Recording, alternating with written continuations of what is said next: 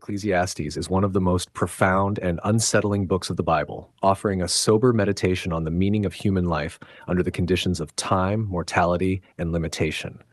Traditionally attributed to Solomon and spoken through the voice of Koheleth, the teacher or the preacher, the book opens with its famous refrain, "Vanity of vanities, all is vanity." By vanity, Hebrew hevel, meaning vapor or breath, the teacher does not mean that life is worthless, but that it is fleeting, elusive, and impossible to grasp or control.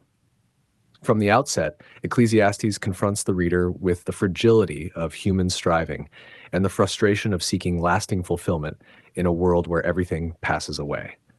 The teacher begins by surveying the repetitive cycles of nature and history. Generations come and go, the sun rises and sets, the wind and rivers move endlessly, yet nothing truly new appears under the sun. Human labor seems unable to produce enduring gain. Wisdom, though superior to folly, cannot escape death. The wise and the foolish share the same fate. Knowledge increases sorrow because it heightens awareness of injustice, impermanence, and human limits. The teacher recounts his own experiments with pleasure, wealth, achievement, and grand projects, houses, gardens, music, power, and honor, only to conclude that none of these can secure lasting satisfaction. When death erases all distinction, even the greatest accomplishments feel like chasing the wind.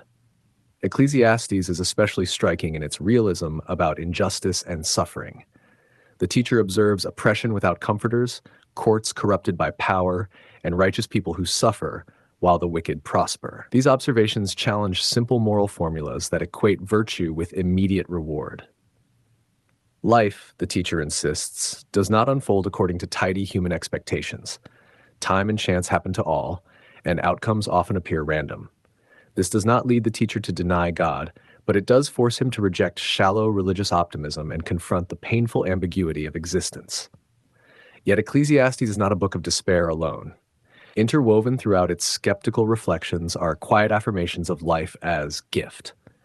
Repeatedly, the teacher urges the reader to enjoy simple goods, food, drink, work, companionship, because these are given by God and are appropriate responses to human limitation. Joy is not the result of mastering life, but of receiving it humbly. The famous poem in chapter 3, "To Everything There is a Season," expresses this vision beautifully, portraying life as governed by rhythms beyond human control.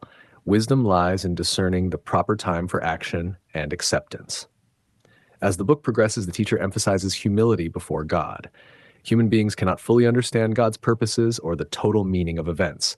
Attempts to control the future or secure absolute certainty lead only to anxiety.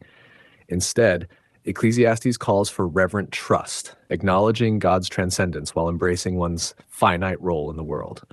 Wisdom is shown not as total comprehension, but as rightly ordered fear of God, a posture of awe, restraint, and moral seriousness. The book concludes by drawing its many threads together.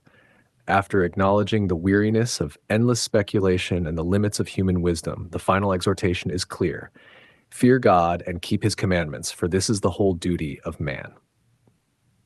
In light of death and judgment, life gains moral weight rather than meaninglessness.